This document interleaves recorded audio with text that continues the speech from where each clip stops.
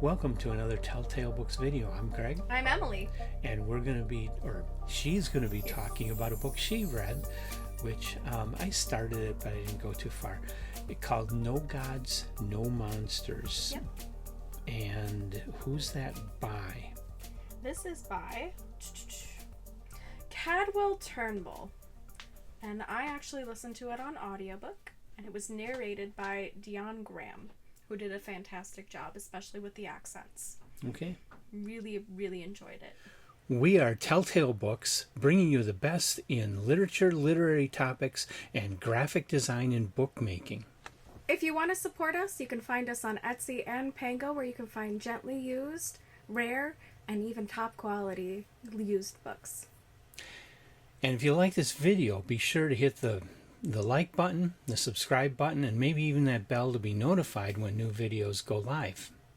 Thanks for joining us. I don't have a lot of background on the author on this, or any history. It is a contemporary work. I believe it was written in 2022 was when it was released. Okay.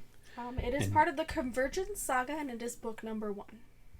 Yep, so I've got 3 available on Libro. I've been using Libro to support one of our local bookstores with the audiobooks I purchase, Blackheart Books, who we've done some things with. And so what I have are The Lesson, No Gods, No Monsters, A Ruin, Great, and Free are the 3 books that I see on that bibliography. But those other 2 aren't part of this series, are they? One of the other ones is. Okay, so the there's book. 2 books of the series out. Yep. And No Gods, No Monsters is first. Yes. Okay. So it is the first of the series, and this one was a doozy. Okay. Brief non-spoiler synopsis. Brief non-spoiler synopsis is... And quick assessment for those people that are in a hurry and really want to get through it. Want to get to the bookstore and buy this one. So, brief synopsis would be a young black man gets shot by a police officer. But when he was shot, he wasn't a young black man. And so some of the things that I think are really great is it is very atmospheric, well written, huge diverse cast. I'd have to say very slow to start, because you have to be introduced to all of the characters, and all the characters matter. But otherwise, I think it was a fantastic read and a great urban fantasy. So, really strong start for this author. Okay. So, breaking it down, there's so much going on. I can only give you a fairly bare minimum basic synopsis anyway. Mm-hmm. 1, because I don't actually want to do spoilers because this is a contemporary work. Right. And 2, there is just so much going on.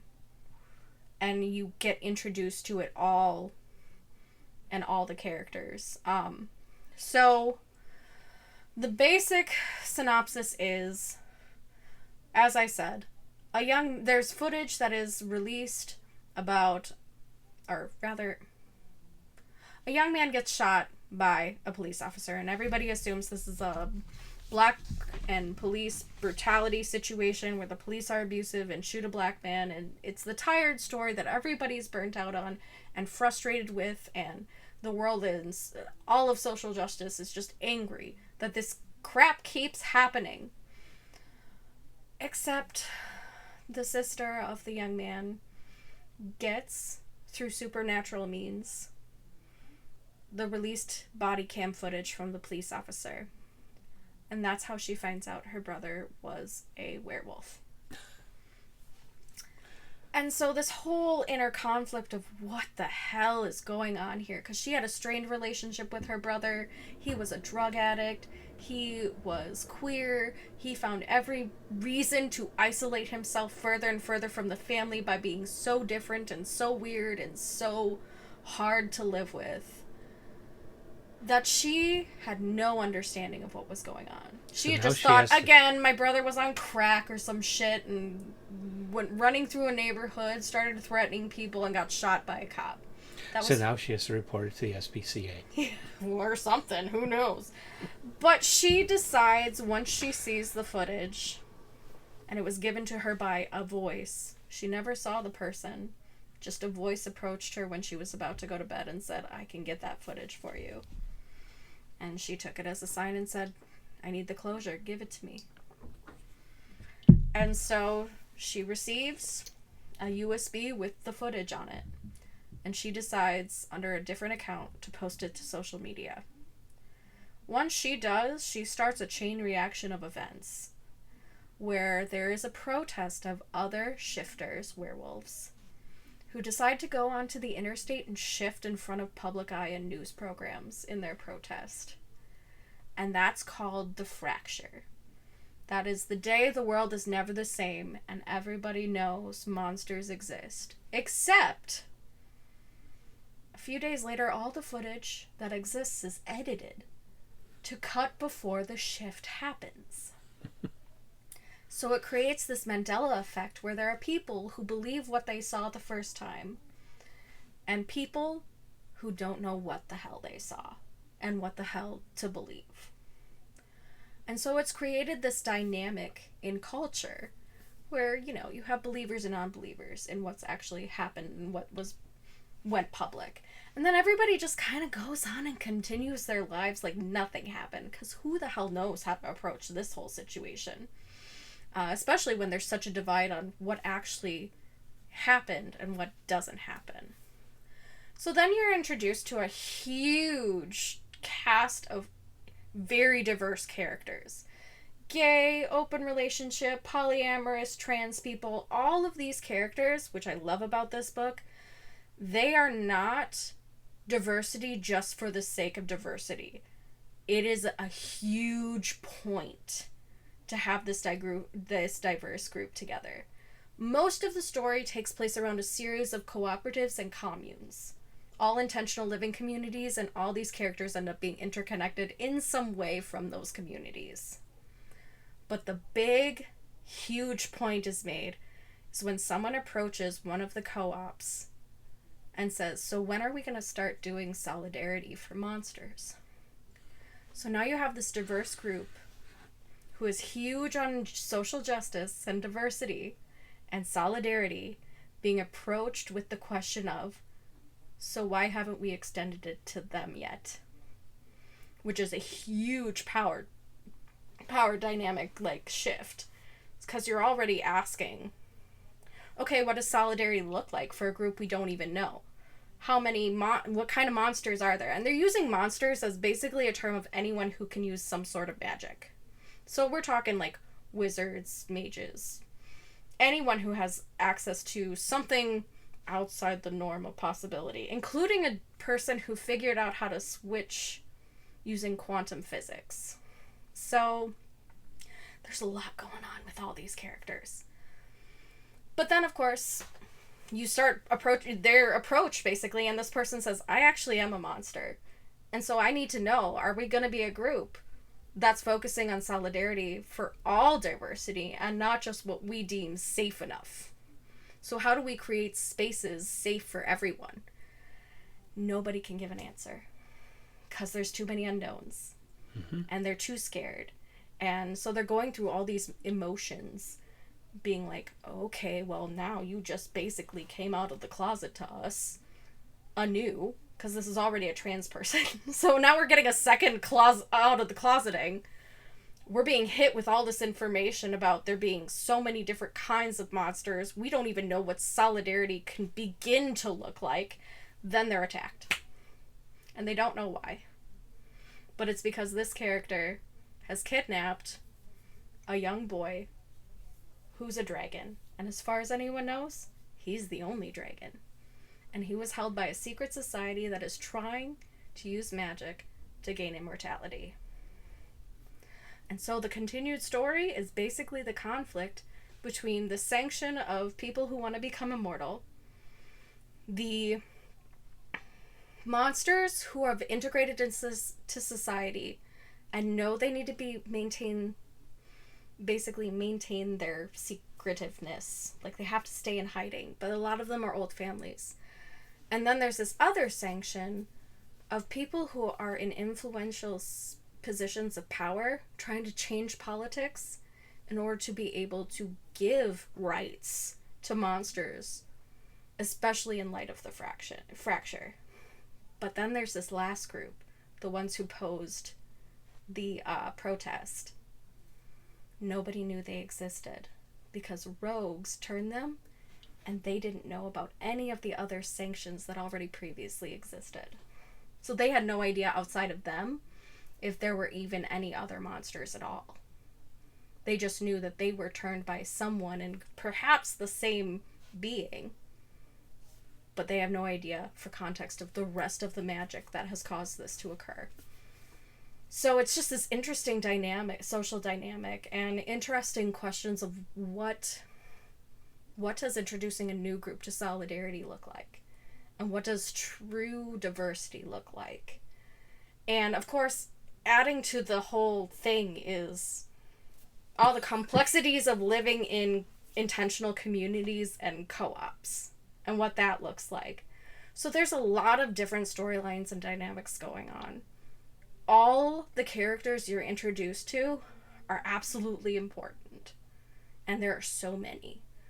One of the downsides of this book, though, you basically have a climax right in the beginning and then a really big climax right at the end. And the rest of it is just kind of exploring and introducing you to these characters and the place and parts they're playing in that storyline to get to those 2 points. So I could see a lot of people who have maybe a shorter attention span having a harder time dealing with this story. We also have a character who, because of quantum physics, can basically disperse himself into the POV of other people, and he's basically the narrator. So he's a monster, almost demigod by this point, because he can flash between these, not only these different people, but different metaverses in which different scenarios can happen with this group of people. So he's a really interesting character, because he doesn't start out knowing any of this. One day he just starts realizing he's still sitting in the chair, but he's in the doorway. And he's trying to figure that whole thing out. So that's a really interesting character, because he just kind of flits through different POVs. And sometimes different characters recognize he's there. Not everybody can, but other monsters can sometimes see him and interact with him, which always freaks him out a little bit, because he's like, oh, didn't know you could see me. Kind of stuff. But he can't do anything. He can't change anything that happens. He just can go inside a person and bear witness to what they're experiencing in this particular timeline, in this particular universe. So his character tends to flip between different ages and timelines and different things.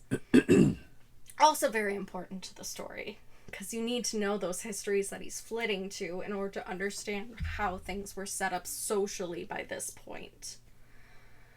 It's just really a fascinating book with a lot of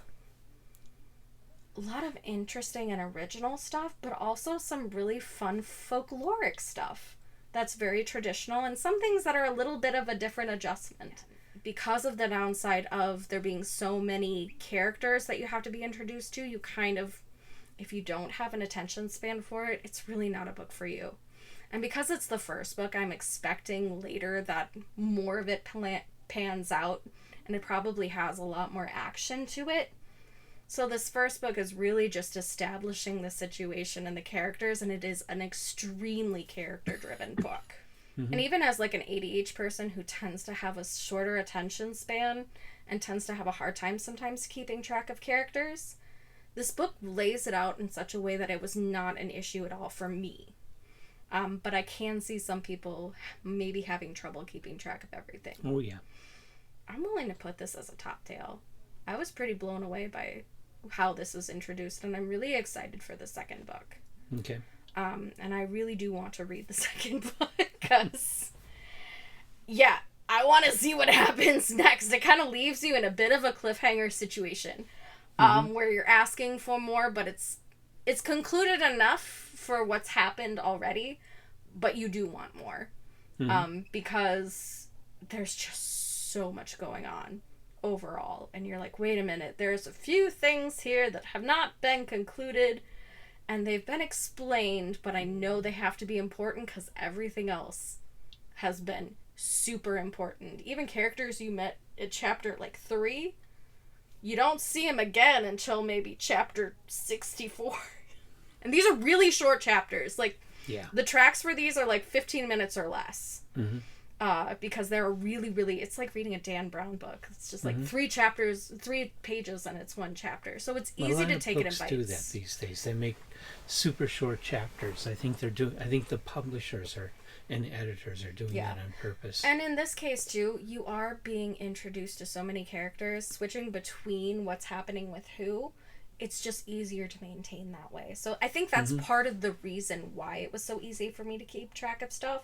Okay. Is because you're switching through fairly quickly, which kind of keeps it interesting even at like some of the more plateau parts of the story between the 2 climaxes you basically have, or the 2 huge points of interest you end up having.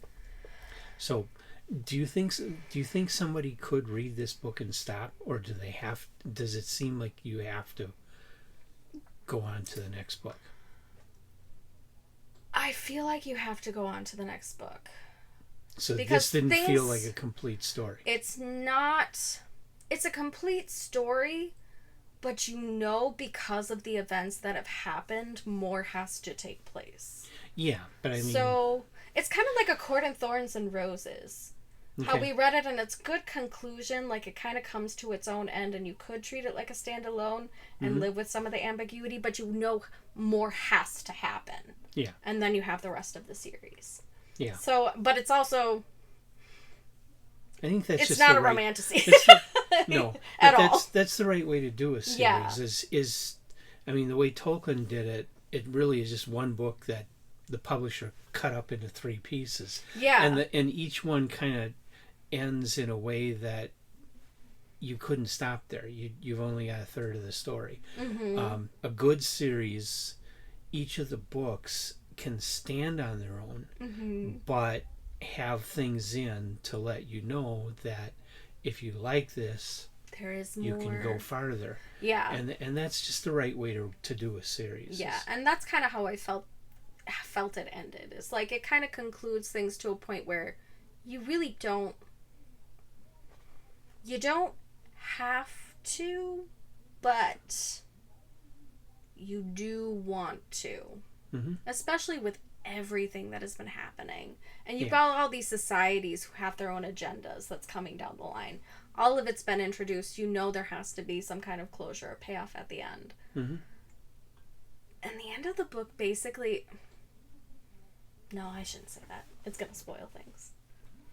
It's going to spoil things if I say that. Yeah, don't spoil yet. It's better I stop where I'm at right now. Okay. But it was enjoyable. I was impressed. And I tend to like high fantasy more than urban fantasy. Mm-hmm. I was very impressed with this one. This was a good urban fantasy. Okay. So. Yeah, I was able to get this as a $1.99 sale ebook, and I started reading it. I only got to chapter 7, which, like we said, very short chapters. It's like page 25. Mm-hmm. Yeah. And I didn't get any. I wanted to at least get a little deeper into it, but I couldn't because I'm reading The Stand right now. Yeah. And I'm not a fast reader. Through. I'm on page 750 of a 1,200-page book, and I'm trying to finish by the end of September. Right. And No Gods, No Monsters requires a lot of build and a lot of introduction and a lot of explanation because while there's some folkloric things that we do understand and know, there are some fairly original magic users as well in this story, or monsters in this story as well. Mm-hmm. And some of it is folklore outside of what we understand from Western culture, so it requires a little explanation because it's not typical for us to know that. It's more African, or it's more Caribbean, or some of that stuff gets kind of blended in there. Mm-hmm. So you're getting more than just the usual stuff. Right. So there's a lot of explaining and build that needs to happen in this first book, but still, it was really good. Mm-hmm. I was especially appreciative as a person who identifies as queer to see meaningful queer and diverse groups. Have it not just be for the sake of having queer people in it for representation. Or whatever, which is still important, but it's not just thrown in there willy-nilly. just for, the trend, it is very important to the story because this diverse group has to face the fight for their own place in society. Yeah. And now they're being asked to fight for a new form of diversity that they know nothing about. Mm-hmm. And is potentially dangerous. Mm-hmm. And that gives them a lot of really big feelings. Yeah, because it's like, it sounds like it's, I obviously I haven't read it, but mm-hmm. it sounds like it's leading towards an idea that I've always had in mind, that dividing us all up into groups. Mm-hmm. You're part of the, you identify as this person identifies as that, mm-hmm. and they all have their own little group, their own little clique, their own little political bubble, essentially echo chamber. I feel that tends to dehumanize us. Yes. And I've always felt that it is much more important to see us all as one, mm-hmm. but also understand that we are each unique. Mm-hmm.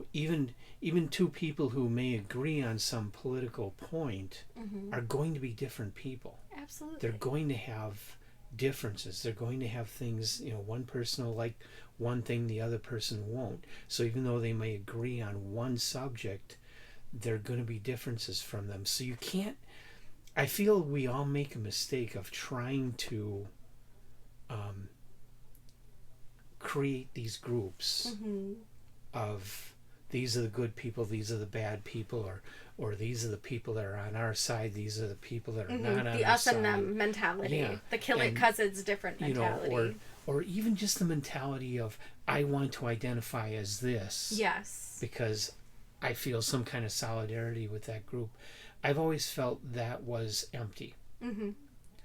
And that what we really need to do is understand that we're each different, we're each unique, we're mm-hmm. each one person, and we have and our own everybody sense of else autonomy out and there dignity is different from us. Right. And I think that's even taken a step further because all of these individuals are part of co-ops and intentional living communities or communes, essentially.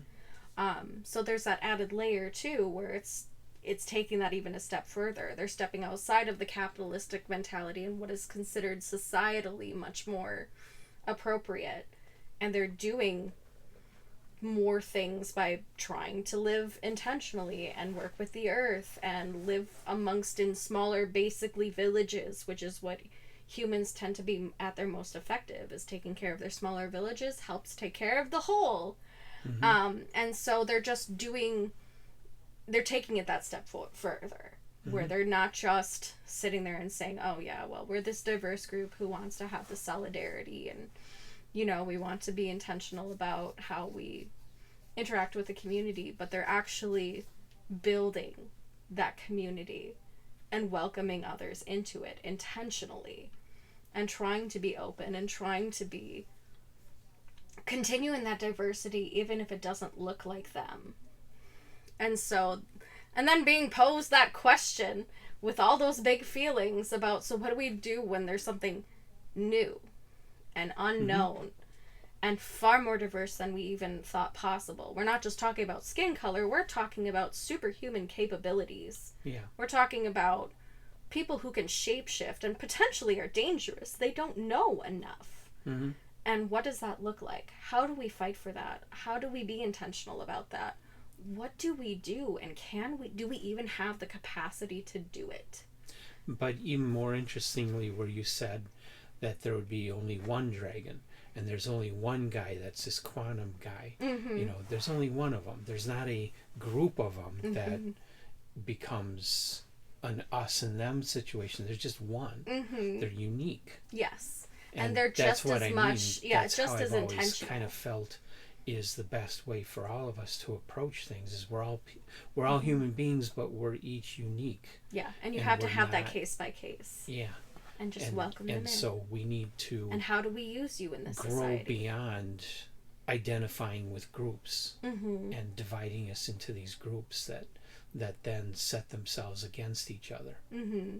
Yeah, and so that's ultimately what they're trying to build, is mm-hmm. an intentional community where the whole point is to keep doing better and better for the other communities, and to collaborate and to work together, and to do the cooperatives, and to have more than one owner of the bookstore, which is really fun. A lot of this started right at a cooperative bookstore. So it's really fun because you're working with, not only are you a book lover, but it's like, oh, cool. And it kind of explains a little bit of how these communities work, which is even more fun. So it introduces you to an idea that maybe you've heard of, but you never actually saw in action before. And this book gives a really good description, including some of the messier parts of trying to figure out how to get funding. Right. How do we take care of people who can't contribute a lot because we're not ableist and people are disabled and they can't contribute a lot. So like starting to talk about these different ways in which this group can help in those manners and actually intentionally take care of each other. What I liked about this array of characters is that most of them are really good people just trying to do life together. Yeah. And they have a lot of substance. They have a lot of backstory. They have values. They aren't just like chaotic thrown together characters. And and sometimes when you get queer representation, when it's based on a trend and not necessarily actually wanting to do good queer literature, you do get characters who are not good representations. They're actually really cardboard, or they're chaotic and come across as like super mentally ill, or they come across as like druggies and they're just not a good person.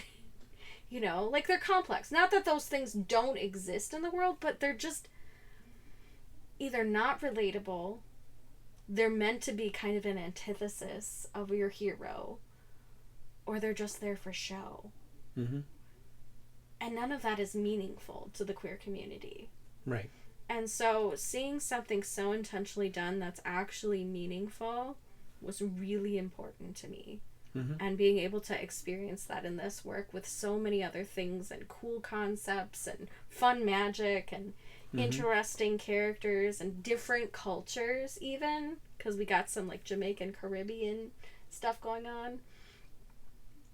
It's just so much better for it. Yeah.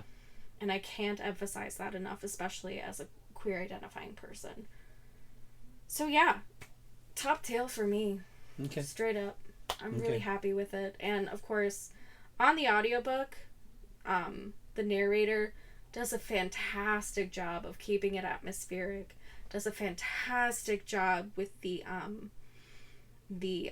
accents from the different cultures, does a fantastic job representing these characters, no matter how complex or messy. I was just very impressed with it as a whole. Okay. So, yeah. It was good. So you'll be reporting on book 2 before I will. I intend to fully. Okay. So, very excited to get into the next part of the series. Very good. Yeah. Doesn't really sound like, as far as who this is for, I think you hit the nail on the head. I'm not a character reader. And that's okay. I know most people today are. I'm more of an idea reader. Sounds like it has some good ideas in it, but the cast of characters kind of puts me off. It's too many. I get that. And there's a lot of really... I don't want a book that just talks about people's, little lives. I want books that talk about neutron stars. The first chapter or 2, it was this guy and his girlfriend, and they had sex, and he goes away. Yeah. And now they're not in the picture. All of a sudden, it's next chapter, it's this other girl and her brother was shot, and she's dealing with that. And it's like, and then the next couple chapters are a bit of her story, and then the next one switches to another character. I didn't get any farther than that, and I was thinking, well, it's aptly named. There's no gods, no monsters in this book. Not yet, but it has to build. And again, that is one of its downfalls, is that it starts kind of slow. It starts off character, and that's not what I want. What I want is it starts off. The classic story. The last man on earth was sitting alone, and there was a knock on the door. Oh yeah, that is cool. That's what gets me into the story. Yeah, because now there's something weird going on, something wild going on, and I'm interested, and I want to know more. Yeah. But just this guy gets with his girlfriend and they have sex. It's like, I don't care. Again, no. And I do have to say that first chapter was like, okay. And then the next chapter, I'm like, oh. And then the next chapter, I'm like, family drama. And then the next chapter, I'm like, oh no, she's hearing voices. And then it's like, oh no! Yeah. And then it's like, ah! And then it's like, okay, new character, completely separate from all that happening. What's this? Then you poke at it for a while. Mm-hmm. And then that gets more interesting, but then kind of abruptly stops. Yeah. And then it kind of goes to another character. And then that abruptly stops after it gets a little more interesting. So it's kind of like these teasers to these characters, but it does a good job. It jumps around a lot, but it does a good job of introducing you. So, again, not necessarily its strength, but if you can get to the meat and potatoes of it, it does get more interesting. It's just a really slow burn build. Okay. To the next series of things. Mm-hmm. So, yeah. Okay. And that's all I can say, because one, I'm exhausted, because my brain is just reeling from all the different storylines I could talk about. Mm-hmm. But, yeah, it's just such a colorful array. So if you've read No Gods, No Monsters, or if you're running out and reading it and coming back, leave your comments about it in the comment section of the video, because we want to hear more than just our voices. We want to hear from other people's perspectives on these things. This is supposed to be more like a book club than just us telling you what to think. Yeah. So leave your comments and come on back. It sounds like there's going to be book 2 coming up. Yep, I'm working on a schedule. God knows when. Yeah, Probably I'm working on a schedule year. of some more of the books that I want to read to sprinkle in to our schedule, because my busy lifestyle, it sometimes gets hard. But yeah. So Greg and I have kind of dialogued a little bit, and I'm going to be stepping back from a few of the things that we had originally started doing and just kind of picking and choosing what we do together. Yeah. And so I'm going to be introducing some of the books that are kind of more outliers that I don't think Greg would necessarily choose for himself, but I think would be interesting for all you readers as well. We wanted to give her an opportunity to do some of the books she wants, some of the books that she really wants to read, instead of just always me saying, well, we're going to read this month. Not that I'm against it, because I really enjoy doing that, because it gives me an experience of books I would have never chosen for myself that I find I'm really enjoying. Mm-hmm. But I also have such a busy lifestyle that I can't read for my own pleasure and do telltale stuff on top of it. So if we can find ways to marry them, that's what we're trying to do. So I'm really I keep coming to her with, let's read The Stand. It's only 1,200 pages. We can get it done in a month. Greg, I can't. I don't. Let's go through the whole Wheel of Time by next January. Absolutely fucking It's only 14 nuts. books.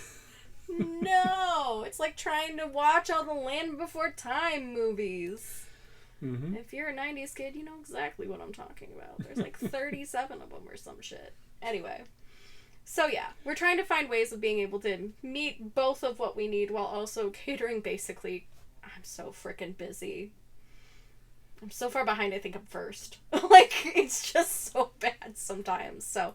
But it also will introduce more than just the books that I'm going after. You know, we'll be able to cover a wider array of books if it's more than just what I'm picking out. Because as you can hear, we both have different preferences. Yeah. I'm okay with multiple styles of writing. I can have character-driven, idea-driven, plot-driven. I can do all of it. But some people have a preference. So as long as we break the mold. And I may be missing out on some things, but most of the newer works I've been reading lately just don't cut it for me. I mean, even the ones that I choose, like Buffalo Hunter, I enjoyed it. Not a great book, though. It was just okay. Yeah, I was a little nervous. And that's what I'm finding with one. A lot of what's being published today is it's just okay. It's not that special. Yeah, and I've kind of approached things that way too, because I was raised on a lot of classical literature. So meeting contemporary books is kind of it's a high risk for me, because I might end up disappointed. But I'm also not afraid to just DNF stuff I don't like and report and say, this is why I DNF'd it. And you guys should know. Because if you're a right reader like me, you deserve to know.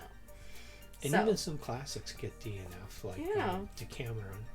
Yeah, goodness gracious. I mean, we barely got through more, or what was the other one? The first Gothic one with the castle. Oh, the Castle of Otranto. There it is. Words are hard. Yeah, we barely made it through that one. That one was interesting. Yeah. So we've had some that we've read that we should not have given the time to, but no. That's what we're here for. To help try and find the readers for the books we do read. And tell you when we're honest that we DNF'd it. So thanks guys for joining us. Thanks for listening to me talk about this. I hope you enjoyed No Gods, No Monsters. And I would love to see you like and subscribe, and go ahead and start dialogue with us in the comments. So, we'll see you next time. Bye. Bye.